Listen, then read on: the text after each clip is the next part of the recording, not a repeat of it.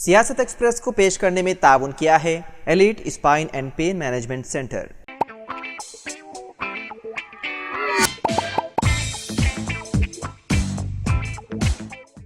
السلام علیکم ناظرین، سیاست ایکسپریس میں آپ کا استقبال ہے۔ میں ہوں محمد شوکت۔ آئیے ناظرین، دن بھر کی خبروں پر مشتمل ہمارے اس خاص بلیٹن پر ڈالتے ہیں ایک سرسری نظر۔ اتر پردیش سنبھل میں پولیس فائرنگ میں 3 مسلم نوجوان جاں بحق ہو گئے۔ میڈیا رپورٹ کے مطابق تاریخی جامع مسجد کے سروے کے خلاف مقامی مسلمانوں نے شدید احتجاج کیا۔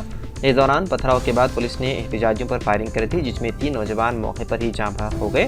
اطلاع کے مطابق پتھراؤ میں مختلف پولیس اہلکار زخمی ہوئے اور ایک پولیس گاڑی کو بھی آگ لگا دی گئی۔ جاں بحق مسلم نوجوانوں کی شناخت نعیم، بلال اور نعمان کے طور پر کی گئی ہے۔ پولیس کے مطابق تینوں مسلم نوجوانوں کی نعشوں کو پوسٹ مارٹم کے بعد ورثہ کے حوالے کر دیا گیا۔ ذرائع کے مطابق رات دیر گئے نعشوں کو حوالے کرنے اور تدفین کا امکان ہے۔ نماز جنازہ و تدفین کے دوران پولیس کی جانب سے سخت سیکیورٹی رکھی گئی ہے۔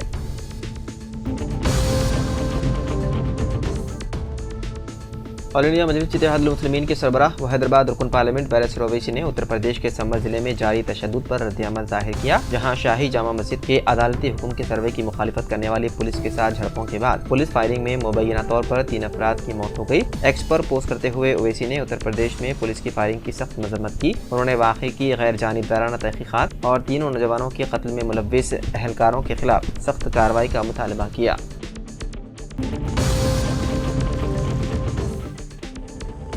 حیدرآباد کے نارائن گوڑہ کے کنگ کوٹی میں فنکشن ہال میں شادی کے دوران بجلی کا جھٹکا لگنے سے ایک 12 سالہ طالب علم کی ہو گئی موت۔ متاثرہ کی شناخت کالی ماتا دیپا کے طور پر ہوئی ہے۔ رپورٹ کے مطابق بچوں کے ساتھ کھیلتے ہوئے اس نے مبینہ طور پر واٹر کولر کو چھوا اور اسے بجلی کا جھٹکا لگا۔ متاثرہ کو بے ہوش دیکھ کر اسے خانگی اسپتال لے جایا گیا، جہاں پہنچنے پر بچے کو مردہ قرار دیا گیا۔ پولیس نے اس سلسلے میں مقدمہ درج کرتے ہوئے مختلف زاویوں سے تحقیقات میں مصروف ہے۔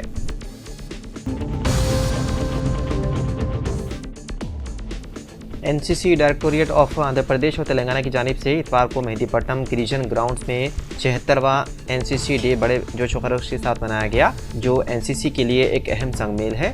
اس تقریب میں NCC directorate of Andhra Pradesh اور تلنگانہ کے deputy director general air commodore BM Reddy نے بطور مہمان خصوصی شرکت کی۔ اپنے خطاب میں انہوں نے نظم و ضبط اور حب الوطنی کو فروغ دینے میں ان کے اہم کردار پر زور دیتے ہوئے مختلف شعبوں میں NCC کیڈٹس اور اہلکاروں کے تعاون کی تعریف کی۔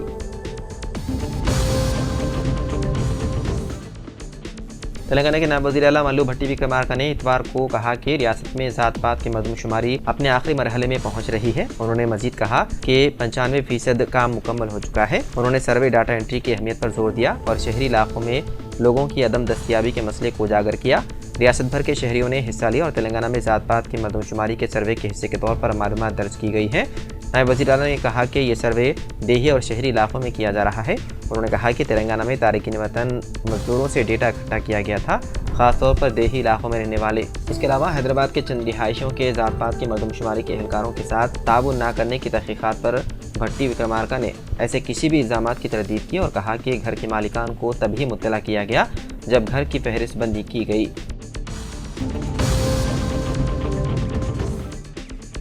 حیدرآباد دکن کو اولیاء اکرام کا شہر کہا جاتا ہے۔ انہی بزرگان دین میں زبدۃ العارفین، سلطان المحبوبین، پیر طریقت شاہ محمد مظہر الدین الچشتی القادری رحمۃ اللہ علیہ قدس اللہ سرہ عزیز کا شمار سلسلے چشتیہ میں معروف ترین بزرگان دین میں ہوتا ہے۔ آپ حضرت مولانا شریف صاحب قبلہ کے پہلے صاحبزادے ہیں۔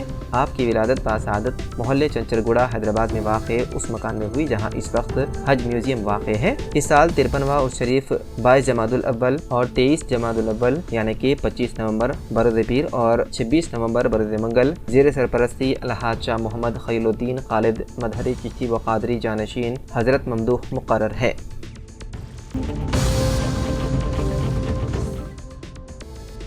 بنگلور کے دارالعلوم سبیل الرشاد میں جاری All India Muslim Personal Law Board کے 2 روزہ 29ویں اجلاس میں ممتاز عالم دین مولانا خالد سیف اللہ رحمانی کو آئندہ ٹرم کے لیے بااتفاق صدر منتخب کر لیا گیا۔ وہ بورڈ کے بانی اراکین میں سے ایک ہیں اور جنرل سیکریٹری کی حیثیت سے بھی وہ طویل عرصے تک بورڈ کی بے مثال خدمات انجام دی۔ مولانا خالد سیف اللہ رحمانی ہندوستان کے جید عالم دین کی حیثیت رکھتے ہیں۔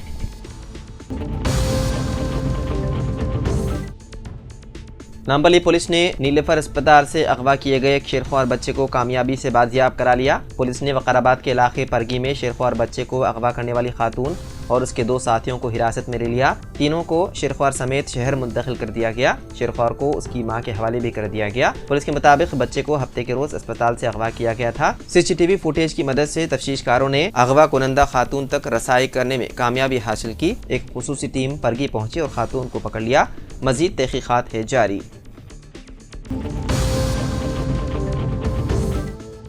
ڈرگس کنٹرول ایڈمنسٹریشن نے عنبرپیٹ میں ایک میڈیکل شاپ سے MRP سے زیادہ قیمت پر فروخت کرنے والی اینٹی فنگل دوائی کو ضبط کر لیا۔ DCA حکام کے مطابق دوا کو نیشنل فارماسیوٹیکل پروسیسنگ اتھارٹی حکومت ہند کی طرف سے مقرر کردہ قیمت کے مقابلے زیادہ MRP پر فروخت کیا گیا تھا، جس پر یہ کارروائی کی گئی۔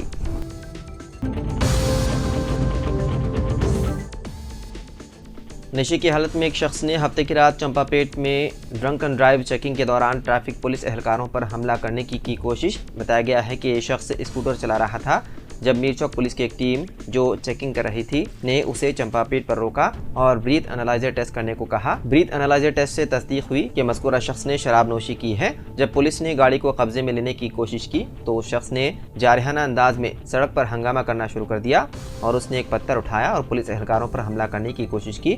اس کے علاوہ اس شخص نے گاڑی کو بھی آگ لگانے کی کوشش کی۔ ٹریفک پولیس نے بالآخر گاڑی کو قبضے میں لے کر پولیس اسٹیشن منتقل کر دیا۔ اس شخص کے خلاف شراب پی کر گاڑی چلانے کا مقدمہ کر لیا درج۔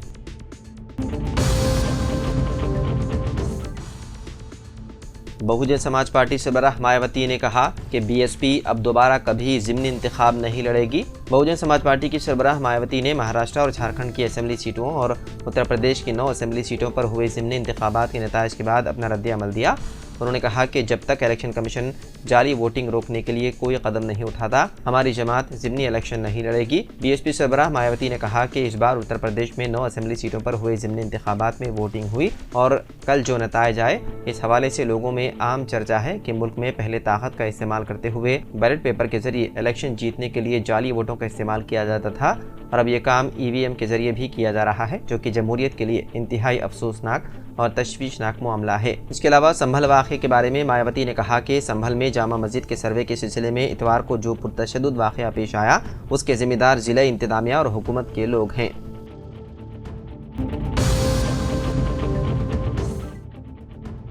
اتر پردیش کے ضلع سنبھل میں اتوار کو ایک مسجد کے سروے کے خلاف شدید جھڑپ ہوئی۔ یہ سروے ایک عدالت کے حکم کے تحت کیا جا رہا تھا جس میں دعویٰ کیا گیا تھا کہ مغلوں نے ایک مندر کو توڑ کر مسجد تعمیر کی تھی۔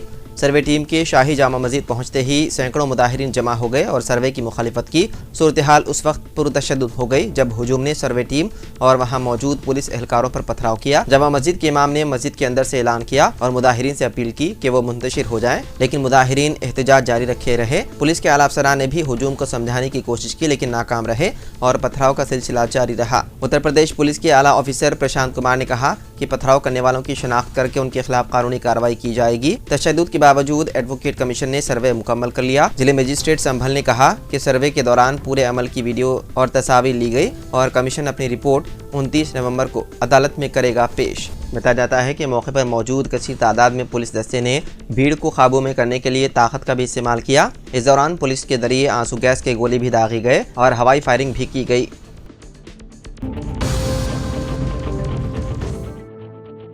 مہاراشٹر کے سلاڑ اسمبلی حلقے سے شنڈے گروپ کے امیدوار عبدالستار نے چوتھی بار کامیابی حاصل کر لی۔ ان کے نتیجے کا تاخیر سے اعلان ہوا کیونکہ دونوں کے درمیان سخت مقابلہ تھا۔ انہوں نے ٹھاکرے گروپ کے امیدوار سریش بنکر کو شکست دی۔ دونوں امیدوار آخری راؤنڈ تک برابر تھے۔ بالآخر عبدالستار 2420 ووٹ لے کر کامیاب ہوئے۔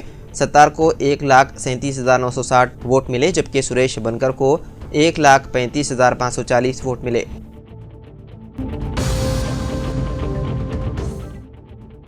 BRS کے کارگزار صدر KTR نے کہا کہ 29 نومبر کو BRS دیکشا دیوس منائے گی۔ ریاست میں کانگریسی حکمرانی کے چنگل سے 4 کروڑ تلنگانہ باشندوں کو آزاد کرانے کا مطالبہ کرتے ہوئے BRS کے کارگزار صدر KTR نے اتوار کے روز ایک اور سنکلپا دیکشا کی ضرورت پر زور دیا تاکہ ریاست کی ترقی کے عزم کا اعادہ کیا جا سکے۔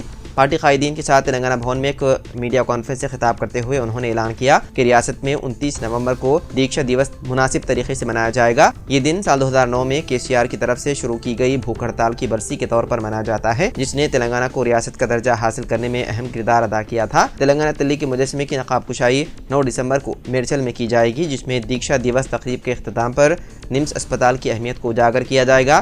جس نے ریاست کی لڑائی کے آخری مراحل کے دوران مرکزی کردار ادا کیا تھا۔ اس موقع کی اہمیت پر زور دیتے ہوئے BRS نمس میں بڑے پیمانے پر انّادانم اور دیگر یادگاری سرگرمیوں کا اہتمام کرے گا، جس میں ریاست کے لیے جدوجہد کے جذبے کا جشن منایا جائے گا۔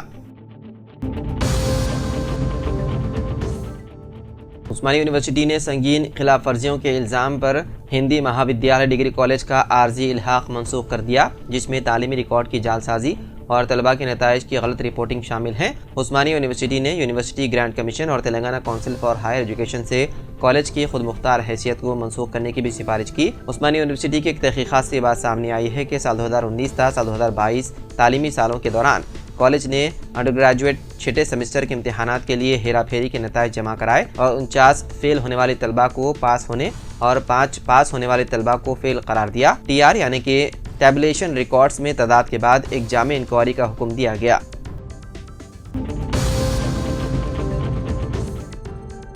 BRS کے ورکنگ پریزیڈنٹ کو سابق ریاستی وزیر KTR کے خلاف حیدرآباد کی نامپلی خصوصی عدالت میں کرمنل پٹیشن داخل ہوئی۔ KTR کے خلاف صنعتکار S سروجن ریڈی نے کرمنل پٹیشن فائل کیا۔ سروجن ریڈی نے بتایا ہے کہ امرت ٹینڈر کے خلاف جھوٹے بے بنیاد الزامات عائد کرنے پر وہ عدالت سے رجوع ہوئے۔ سروجن ریڈی نے اپنی پٹیشن میں عدالت کو بتایا کہ امرت ٹینڈرز کے معاملے میں BRS کے رکن اسمبلی KTR نے عوام کو گمراہ کرنے کے لیے جھوٹے الزامات عائد کیے ہیں۔ انہوں نے کہا کہ سال 2011 میں ہی شوبھا کنسٹرکشن کمپنی قائم ہوئی۔ اس کمپنی کے دیپتی ریڈی مینیجنگ ڈائریکٹر کی حیثیت سے خدمات انجام دے رہے ہیں۔ اس کمپنی میں میرا کوئی شیئر نہیں ہے اور نہ ہی وہ ڈائریکٹر ہیں، تاہم شوبھا کنسٹرکشنز کو مجھ سے جوڑتے ہوئے KTR نے عوام کو گمراہ کرنے کی کوشش کی۔ تو ناظرین، سیاست ایکسپریس میں فی الحال اتنا ہی۔ مزید خبروں کے لیے آپ دیکھتے رہیے سیاست TV۔ فی الحال مجھے دیں اجازت، خدا حافظ۔